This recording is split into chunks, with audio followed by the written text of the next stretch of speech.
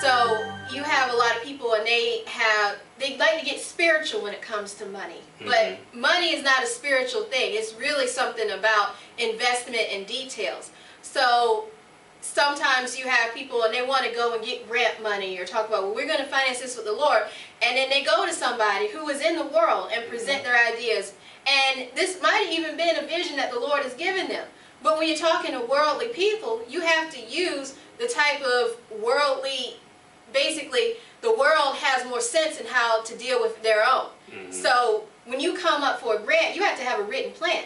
But what we come up with is what we got in the Spirit. And then you go to someone who is in the world and talk about, well, the Holy Spirit told me that I'm going to build a homeless shelter and I'm going to, you know, supply this for these people. And then the next thing the city officer is going to ask you is, all right, so what's your financial plans for this? Oh, well, the Lord's going to reveal that. Now, this person's going to look at you like you're crazy. And you might be, because even though the Lord might have given you this vision, like, you can't just depend on saying, like, oh, well, I was rejected. I was rejected because they're worldly. No, you were rejected because you didn't have a plan, because the world is going to go with whatever's profitable. You have to write the vision. And it says that in Habakkuk, write the vision, so even a runner could see it. So people will invest in you if they tell you have a good plan. Now, whether or not your plan came from the Spirit of God or from something else, the written plan is what people are willing to invest in. So we have, with the plan of God.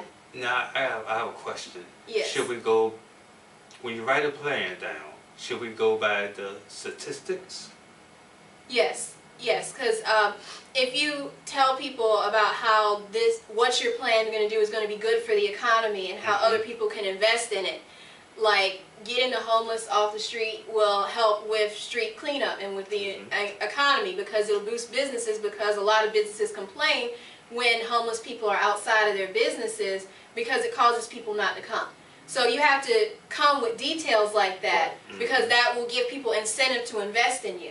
Now, of course, the best incentive is, because Yeshua said to love your neighbor as you love yourself. That is a spiritual direction, but is not a business plan. So you have to use the type of knowledge that's in the world to get the wealth for the kingdom. So yeah, that's a really good thing. That's a really good topic.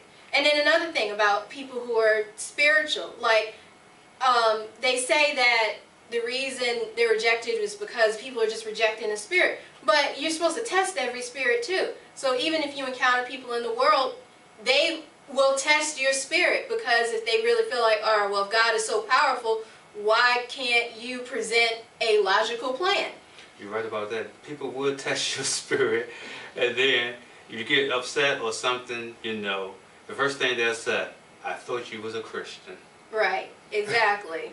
So remember, we use worldly wealth to make friends for yourself, because if you show that, well, God gave me this plan, and then you can show how it's an incentive to everybody, whether they're a believer or not, and when they see you prospering, they will gravitate to you, and you might be able to win somebody over just by your faithful deeds and being trustworthy with worldly wealth. Because Yeshua even said that if you can't be trusted with worldly wealth, how can you be trusted with the real thing? That's true. So we know that money is not God. We know that we don't worship mammon. We don't serve money. But it's almost like a test, like a practice card. Because when you're a teenager, I mean, unless you're in a certain group, you don't start out driving daddy's BMW. You get a practice card. You get a Nissan. You might get a Neon. A 1999 car, you know. Something like that. Because when you're first driving, everyone knows you make mistakes, and that's why people are so anxious about teenage drivers. Now, some parents will go out and buy their child a brand new car. Some of them will. But it's just like with having a practice car as a teenager, the wealth that we accumulate or fail to accumulate on earth is like practice for the wealth that is promised in heaven. So not only are we doing this, but it's not necessarily a salvation issue, but it's just testing to see how responsible you'll be.